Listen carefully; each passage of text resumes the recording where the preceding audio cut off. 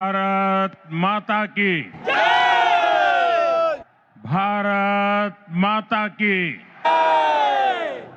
ये बेटी कब से चित्र लेके खड़ी है, कोई कलेक्ट कर लीजिए ताकि वो बेटी आराम से बैठ सके। जरा एसपीजी के लोग ये कलेक्ट कर लीजिए। धन्यवाद बेटा, बहुत बढ़िया चित्र बनाया आपने। भारत माता की, भारत माता की। আমার প্রিয় পশ্চিম বঙ্গবাসী ভাই ও বোনেরা, আমার অন্তরের অন্তঃস্থল থেকে সুশ্রদ্ধ প্রণাম। बंगाल की ऐतिहासिक धरती, ये ब्रिगेड परेड ग्राउंड का ऐतिहासिक मैदान और बांग्ला मानुष का ये ऐतिहासिक जनसैलाब, जहां जहां मेरी नजर पहुंच रही है, लोग ही लोग नजर आ रहे हैं।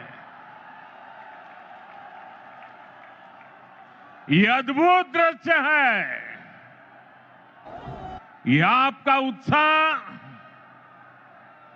ये आपका जोश,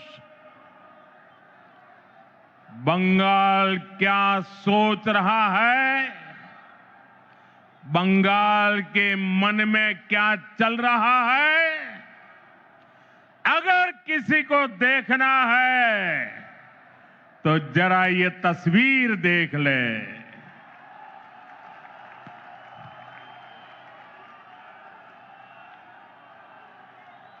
ब्रिगेड परेड ग्राउंड का इतिहास साक्षी है, जब जब बंगाल देश को दिशा देता है, ये ब्रिगेड मैदान बंगाल की आवाज बनता है। इस मैदान से अंग्रेजी हुकूमत के खिलाफ उठी आवाज, और वो आवाज हिंदुस्तान में एक क्रांति बन गई थी। और उसका नतीजा क्या हुआ? अंग्रेजों के अत्याचार और लूट का खात्मा हुआ। आज एक बार फिर ब्रिगेड ग्राउंड से नए बंगाल की क्रांति का बिगुल बज गया है।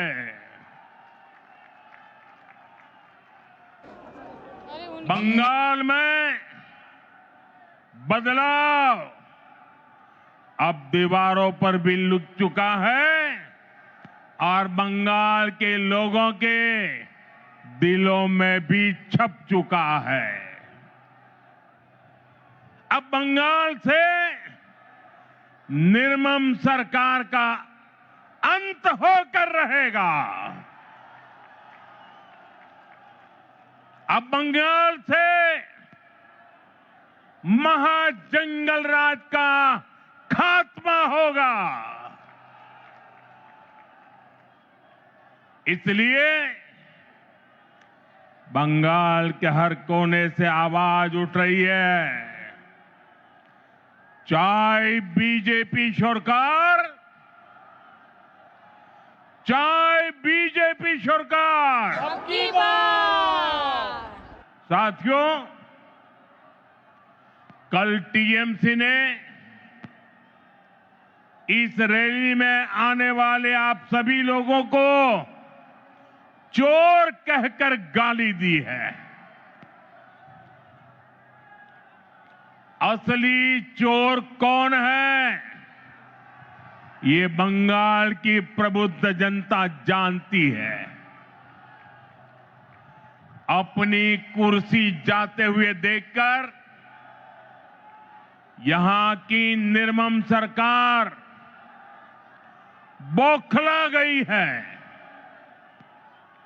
साथियों, आज भी इस विशाल सभा को रोकने के लिए निर्मम सरकार ने सारे हथियार निकाल लिए।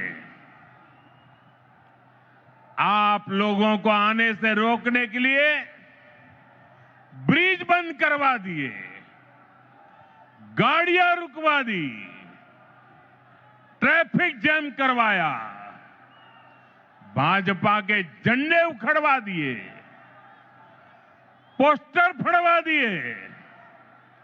लेकिन निर्मम सरकार साफ साफ देख लो, आज के जनसैलाब को रोक नहीं पाई हो।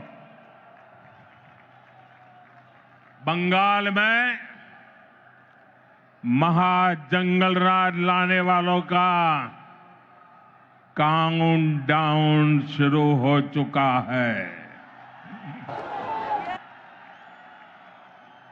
वो दिन दूर नहीं जब बंगाल में फिर से कानून का राज होगा। जो कानून तोड़ेगा, जो अत्याचार करेगा, टीएमसी के किसी अत्याचारी को छोड़ा नहीं जाएगा। चुन चुन के हिसाब लिया जाएगा।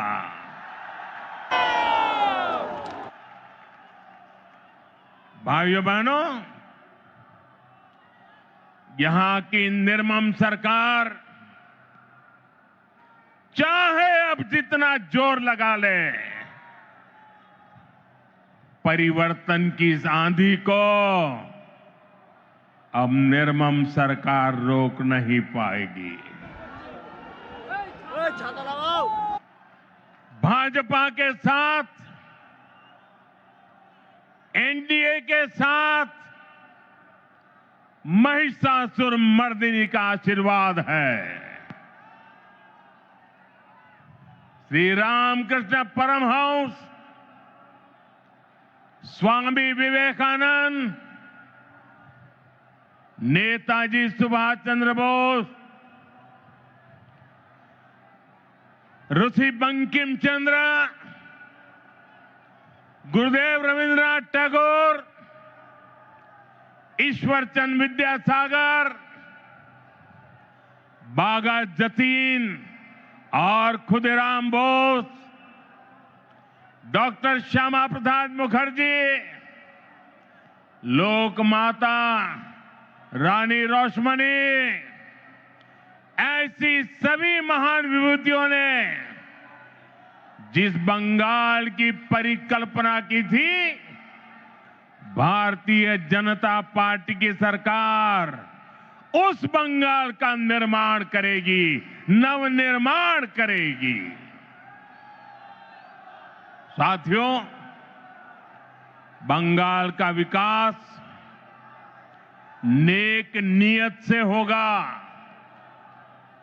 सही नीतियों से होगा। बंगाल में अभी हमारी सरकार नहीं है, लेकिन फिर भी केंद्र सरकार के जरिए बीजेपी दिन रात बंगाल के विकास में लगी हुई है। आज भी अभी मैंने 18,000 करोड़ रुपए 18,000 करोड़ रुपए से अधिक की परियोजनाओं का उद्घाटन और शिलान्यास किया है। अभी 18,000 करोड़ कितना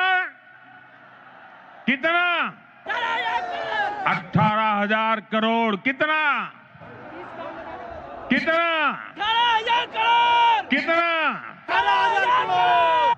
4 दिन पहले ही कैबिनेट ने पश्चिम बंगाल के लिए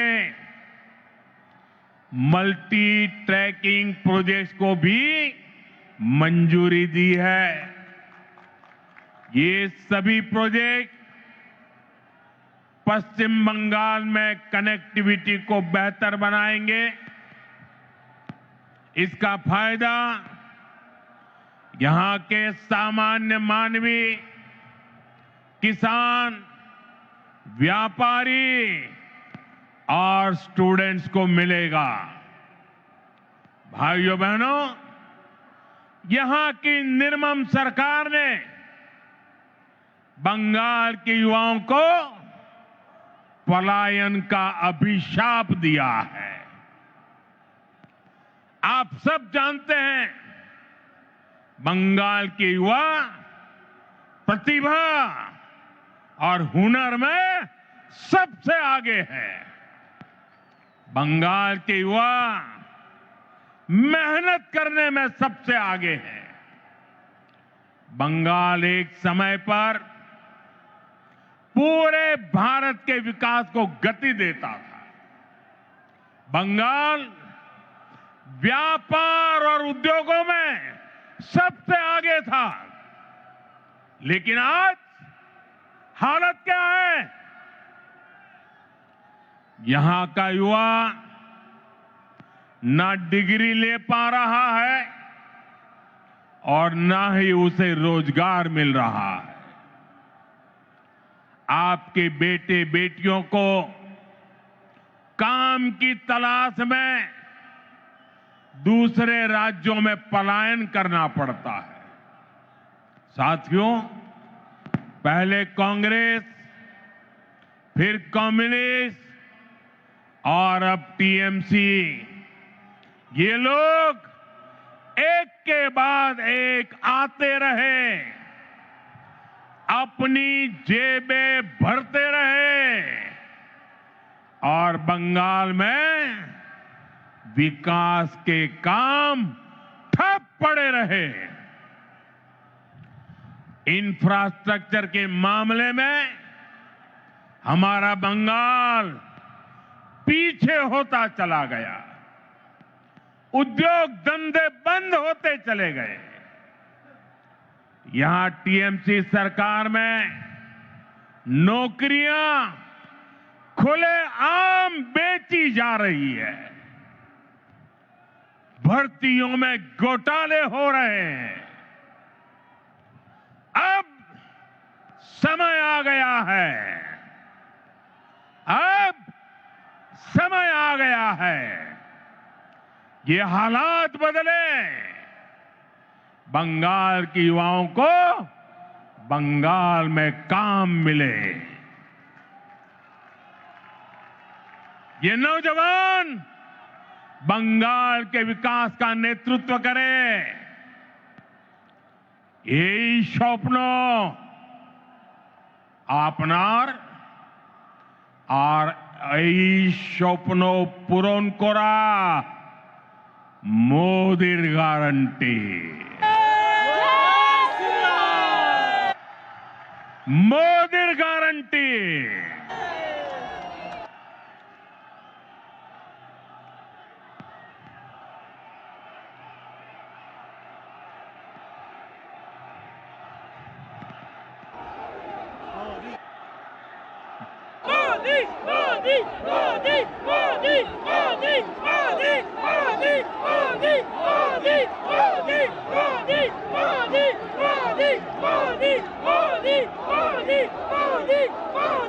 साथियों, टीएमसी सरकार का एक ही एजेंडा है। ये टीएमसी वाले न खुद काम करेंगे न करने देंगे। जब तक इनको अपना कट मनी नहीं मिल जाता, ये किसी भी योजना को गांव गरीब तक नहीं पहुंचने देते। इसलिए टीएमसी सरकार केंद्र की योजनाओं को रोक कर रखती है। आप देखिए, हम कारीगरों और कामगारों को आगे बढ़ाने के लिए पीएम विश्वकर्मा योजना चला रहे हैं। हमारे कुम्हार, लोहार, बढ़ई, ऐसे हुनरमंद लोगों को इसका लाभ मिल रहा है। लेकिन निर्मम सरकार ने बंगाल में योजना पर ब्रेक लगा रखी है। मुझे बताइए भाइयों, मेरे इन विश्वकर्मा भाइयों को भारत सरकार के पैसे पहुंचने चाहिए कि नहीं पहुंचने चाहिए? पहुंचने चाहिए। उनको मदद मिलनी चाहिए कि नहीं मिलनी चाहिए? मिलनी चाहिए। उनका भविष्य उज्जवल होना चाहिए कि नहीं होना चाहिए? चाहिए। केंद्र सरकार पैसे दे रही है, बंगाल को कुछ नहीं करना है, लेकिन उसके बावजूद भी ये विश्वकर्मा समाज के मेरे छोटे छोटे भाई बहनों को उसे वंचित रखा जाता है। साथियों, देशवासियों को मुफ्त बिजली देने के लिए हमने पीएम सूर्यघर मुफ्त बिजली योजना शुरू की है। केंद्र की भाजपा सरकार इसके लिए हर लाभार्थी को 75 से 80 हजार रुपया देती है। आपको, बंगाल के मेरे भाई बहनों को, हर परिवार को मोदी सरकार 75 से 80 हजार रुपया देती है। जो लाभार्थी पीएम सूर्यघर मुफ्त बिजली योजना से जुड़ता है, उसके घर का बिजली बिल 0 हो जाता है। लेकिन बंगाल सरकार इसे भी लागू नहीं होने दे रही। आप मुझे बताइए, आपका बिजली बिल 0 होना चाहिए कि नहीं? बिजली बिल 0 करने के लिए मोदी की मदद मिलनी चाहिए कि नहीं मिलनी चाहिए? मिलनी चाहिए। जो इसे रोकते हैं वो आपके दुश्मन है कि नहीं है? बंगाल के दुश्मन है कि नहीं है? हर परिवार के दुश्मन है कि नहीं है? साथियों, बंगाल के विकास में चाय बागानों और उनमें काम करने वाले श्रमिकों की बड़ी भूमिका है। लेकिन चाय बागानों के श्रमिकों को पीएम चाय श्रमिक प्रोत्साहन योजना का लाभ नहीं मिल रहा है। मुझे बताइए, चाय बागान के मेरे श्रमिकों को ये लाभ मिलना चाहिए कि नहीं मिलना चाहिए? मिलना चाहिए। उनको मदद मिलनी चाहिए कि नहीं मिलनी चाहिए? मिलनी चाहिए। केंद्र सरकार की इस योजना में बंगाल सरकार रोड़े अटका रही है। साथियों, आप सबने देश भर में पीएम आवास योजना की सफलता के बारे में सुना है। दुनिया के लोग भी जब सुनते हैं ना, अचरज करते हैं। जो लोग बंगाल से बाहर रह रहे हैं, ऐसे हर गरीब परिवार को पक्का घर मिल रहा है। लेकिन यहां क्या हुआ? योजना का नाम बदल दिया गया, लाभार्थियों की सूची में गड़बड़ की और जिन गरीबों को घर मिलना चाहिए था, वे आज भी इंतजार कर रहे हैं। ईमानदारी से, ट्रांसपेरेंसी से बंगाल के गरीबों को पक्का घर मिलना चाहिए कि नहीं मिलना चाहिए? मिलना चाहिए। ये टीएमसी सरकार मिलने देगी क्या? नहीं। ये निर्मम सरकार मिलने देगी क्या? कुछ नहीं। ये सरकार जानी चाहिए कि नहीं जानी चाहिए? मिलना चाहिए। गरीबों को घर मिलना चाहिए कि नहीं मिलना चाहिए? मिलना चाहिए। साथियों, इतना ही नहीं, यही हाल जल जीवन मिशन का भी है। बंगाल में लोग पूछ रहे हैं, जब देश के बाकी हिस्सों में हर घर जल पहुंच सकता है तो बंगाल में क्यों नहीं? भाइयों बहनों, केवल बिजली, पानी, सड़क और घर इसकी बात नहीं है। ये टीएमसी सरकार अपनी स्वार्थी राजनीति की वजह से आयुष्मान योजना को लागू नहीं कर रही है। देश के करोड़ों लोग इस योजना के तहत 5 लाख रुपए तक के मुफ्त इलाज का लाभ उठा रहे हैं। मुझे बताइए, गरीबों को बीमारी में 5 लाख रुपए तक की मदद पहुंचनी चाहिए कि नहीं पहुंचनी चाहिए? मोदी दे रहा है, मिलनी चाहिए कि नहीं मिलनी चाहिए? ये टीएमसी सरकार बीमार लोगों की भी दुश्मन है कि नहीं है? अत्याचारी है कि नहीं है? लेकिन बंगाल के गरीब परिवारों को 5 लाख रुपया वाली आयुष्मान योजना से भी, उस अधिकार से भी वंचित रखा गया है। साथियों, आज बंगाल के किसान की हालत भी किसी से छिपी नहीं है। मुझे बताया गया है कि 2-3 दिन पहले ही चंद्रकोना में हमारे एक आलू किसान ने खुदकुशी कर ली है, आत्महत्या कर ली है। पश्चिमी मिदनापुर से हुगली और बर्दवान तक किसानों से झूठे वायदे और सरकारी खरीद में घोटाला ही ये टीएमसी सरकार की पहचान बन गया है। टीएमसी के कट, कमीशन और करप्शन के कारण गंदी राजनीति के लिए किसानों की जिंदगी से, गरीबों और मध्यम वर्ग की जिंदगी से, माताओं बहनों की सुरक्षा से खिलवाड़ किया जा रहा है। इसलिए टीएमसी जाएगी तो हर गरीब को पक्का घर मिलेगा।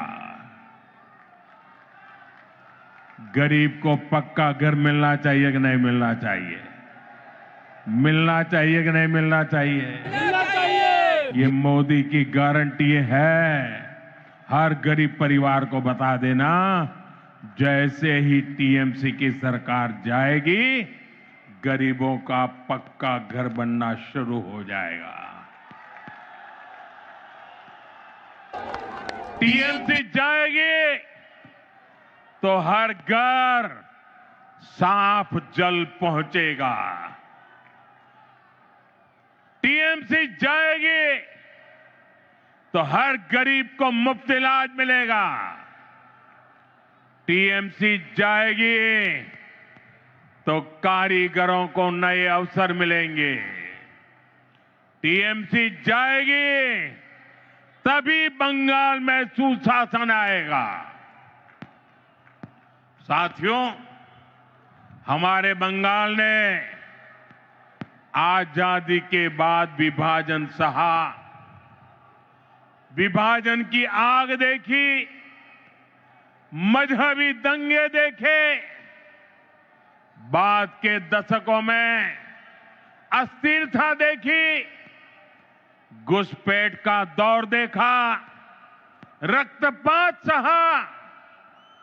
इस सब की सबसे बड़ी भुक्तभोगी अगर कोई थी तो बंगाल की माताएं, बहनें, बेटियां, बंगाल की महिलाएं थी।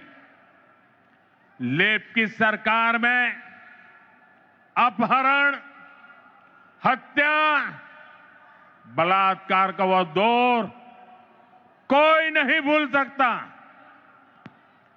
इसलिए बंगाल के आप लोग लेप को हटाकर बड़ी आशा के साथ टीएमसी को लेकर आए। आपने टीएमसी पर भरोसा किया, लेकिन टीएमसी ने लेप के गुंडों और माफियाओं को ही अपनी पार्टी में भर्ती कर लिया। आज बंगाल में अपराधियों को खुली छूट है। आए दिन बहन बेटियों के खिलाफ दिल दहलाने वाले अपराध होते हैं। बंगाल का कोई इलाका ऐसी घटनाओं से अछूता नहीं है। आप याद करिए, कॉलेज परिसर में दुष्कर्म की घटना, नाबालिग बेटियों से दुष्कर्म के मामले, टीएमसी कार्यालय में महिला से बलात्कार, 7-8 साल की बच्चियों से बलात्कार के खौफनाक कुकृत्य, कहीं आदिवासी बेटी के साथ दुष्कर्म, ऐसे ज्यादातर मामलों में अपराधी कोई न कोई टीएमसी का नेता होता है या टीएमसी से जुड़ा होता है। साथियों, यहां निर्मम सरकार खुलेआम बलात्कारियों को संरक्षण देती है। अपराधियों को बचाने की पूरी कोशिश की जाती है। आप मुझे बताइए, अपराधियों को बचाया जाता कि नहीं बचाया जाता? बलात्कारियों को बचाया जाता कि नहीं बचाया जाता? संदेश खाली की वो तस्वीरें और टीएमसी का रवैया, आरजीकर अस्पताल की उस बेटी के साथ हुई दरिंदगी, बंगाल के लोग भूले नहीं हैं। टीएमसी कैसे खुलेआम अपराधियों के साथ खड़ी नजर आती थी। साथियों, इसी मानसिकता का परिणाम है आज महिलाओं के खिलाफ एसिड अटैक जैसे घिनौने अपराध इतने ज्यादा मात्रा में पश्चिम बंगाल में हो रहे हैं।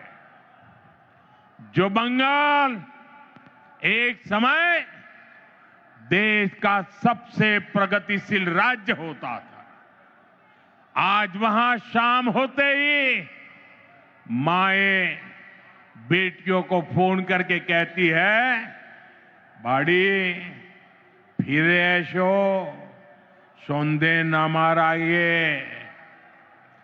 शक्ति की पूजा करने वाले बंगाल को ऐसे हालात मंजूर नहीं होंगे।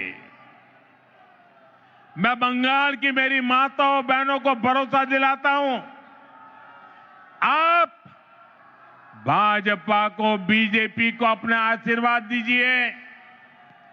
बीजेपी सरकार में महिलाएं सुरक्षित होगी और अपराधी जेल में होंगे, और ये मोदी की गारंटी है।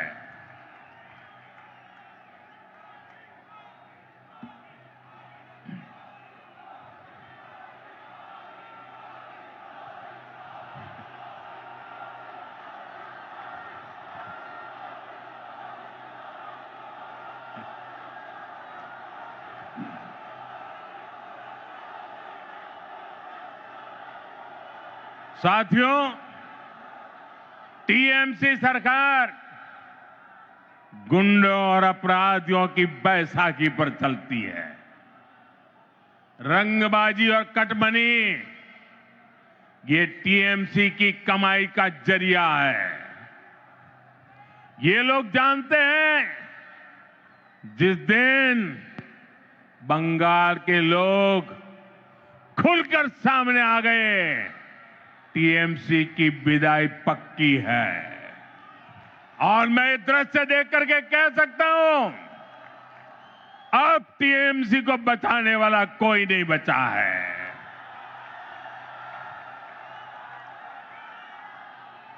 इसलिए ये बंगाल के आप लोगों को डरा धमका कर रखना चाहते हैं। इसके लिए टीएमसी वाले माफिया गिरोहों को पालते हैं, ये कट्टरपंथियों को संरक्षण देते हैं और ऐसे गिरोहों की ताकत बढ़ाने के लिए घुसपैठियों को बुलाते हैं, घुसपैठियों को। साथियों, ये टीएमसी मां माटी मानुष के नारे पे सत्ता में आई थी। आज वही मां रो रही है, माटी को लूटा जा रहा है और बंगाली मानुष बंगाल छोड़ने पर मजबूर हो रहा है। घुसपैठियों की वजह से आज बंगाल की रोटी, बेटी, माटी, उस पर सबसे बड़ा खतरा आ गया है। ये लोग बंगाल के लोगों का रोजगार छीन रहे हैं। हमारी बहन बेटियों की सुरक्षा खतरे में पड़ गई है और बंगाल के लोगों की जमीनों पर, बंगाल की माटी पर इन घुसपैठियों का कब्जा दिलवाया जा रहा है।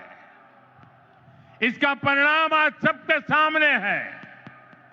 बीते दशकों में बंगाल के ज्यादातर इलाकों में डेमोग्राफी बदल गई है। बंगाली हिंदुओं को जानबूझकर अल्पसंख्यक बनाया जा रहा है।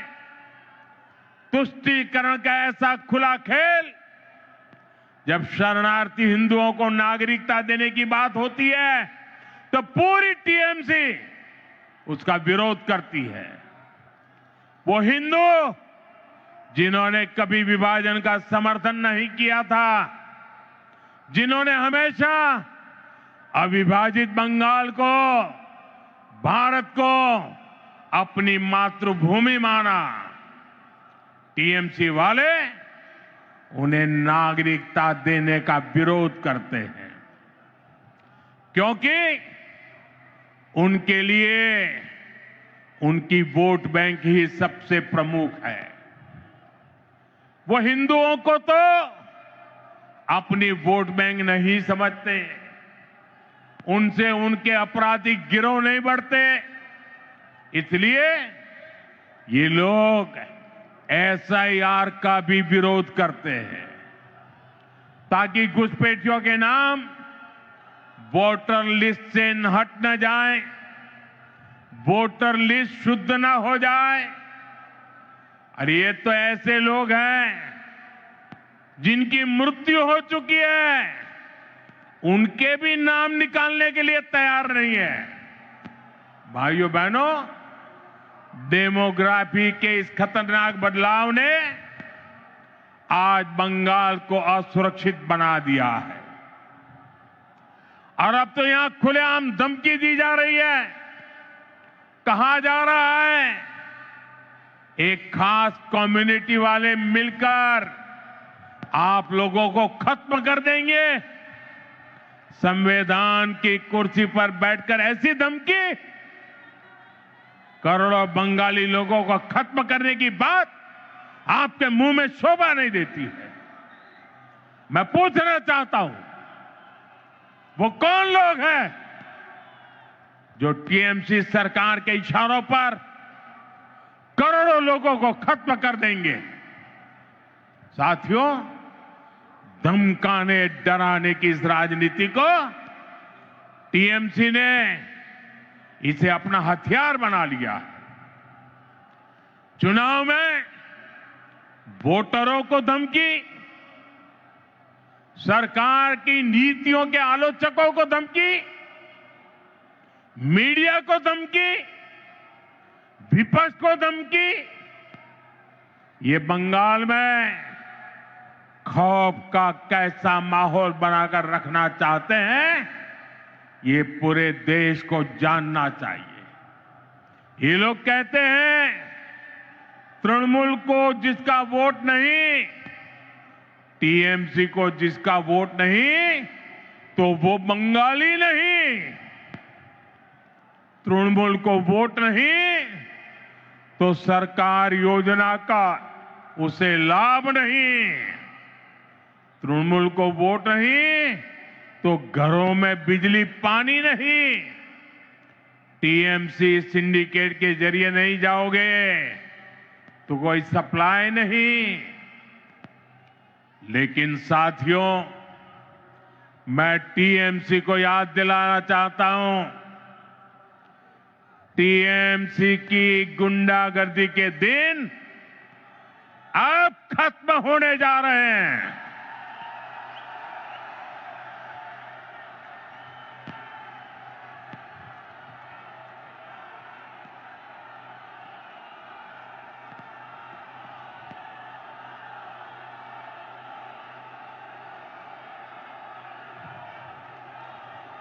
टीएमसी सरकार के जाने का काउंटडाउन शुरू हो चुका है। यहां बंगाल में बीजेपी सरकार बनने के बाद एक तरफ हम सबका साथ सबका विकास ये मंत्र लेकर चलेंगे और दूसरी तरफ सबका हिसाब लिया जाएगा।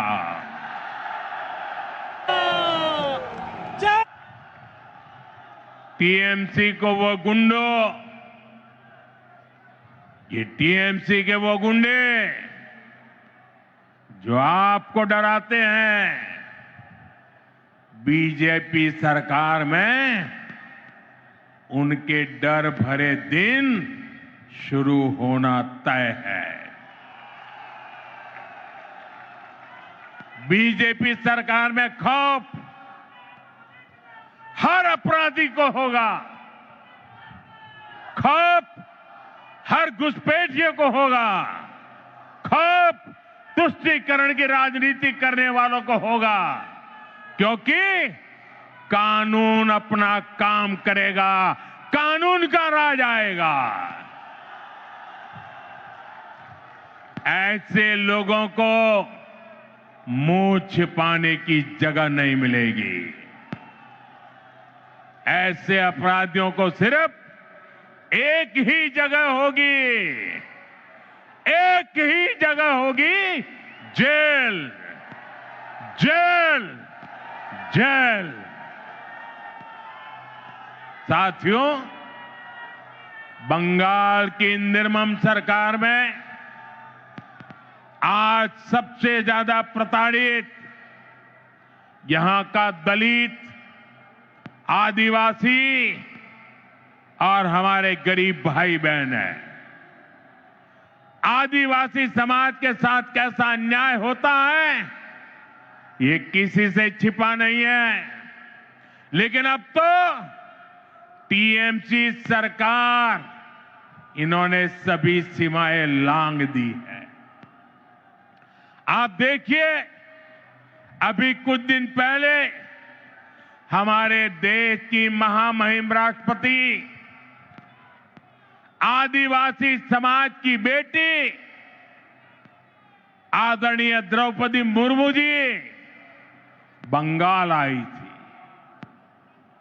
उन्हें संथाल आदिवासी परंपरा के पावन उत्सव में शामिल होना था, लेकिन अहंकार में डूबी इस निर्मम सरकार ने न केवल उस कार्यक्रम का बहिष्कार किया, बल्कि उसे पूरी तरह बदइंतजामी के हवाले कर दिया, क्योंकि एक आदिवासी बेटी इतने बड़े पद पर है, टीएमसी वालों को उनका सम्मान मंजूर नहीं हुआ।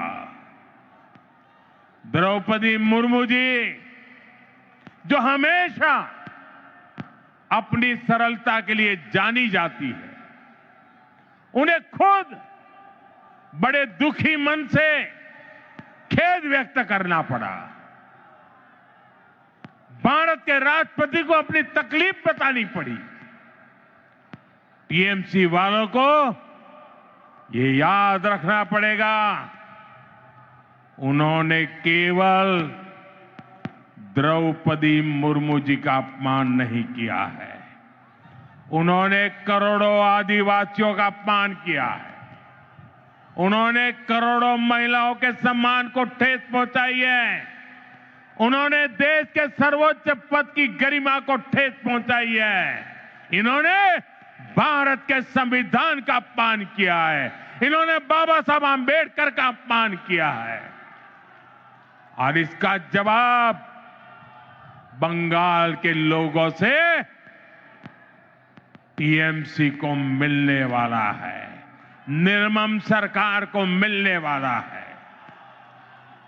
साथियों, टीएमसी सरकार ने बंगाल को पूरी तरह से अराजकता के हवाले कर दिया है।